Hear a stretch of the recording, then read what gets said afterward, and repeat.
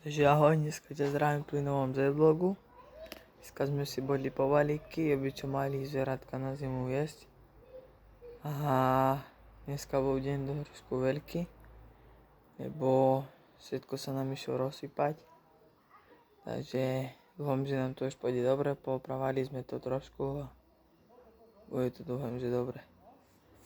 Sme už dneska tretiu fúru zložili, tretia sa nám už nechce vykladať, takže nám peknú seno, vidíte, suští ako kľaga, takže máme sena naloženého, ešte sme čosi kyzlo, no stará kozba čo bola, sme dovezli 6 fúr, či koľko to bolo, dneska sme mali 550 balíkov, takže dosť to bola makačka, všetko sme tam dávali hore na šopu, máme tam teraz okolo tých 1200 balíkov, dokopy, čo sme aj v Lani, či nie v Lani, prvá kozba keď bola, tak sme tam dávali.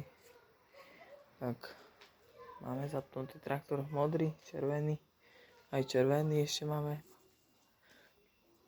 A budeme to zajtra ráno vykladať. Takže tak, na tejto vliečke zoberiem 150 balíkov. Takže tak, čaute.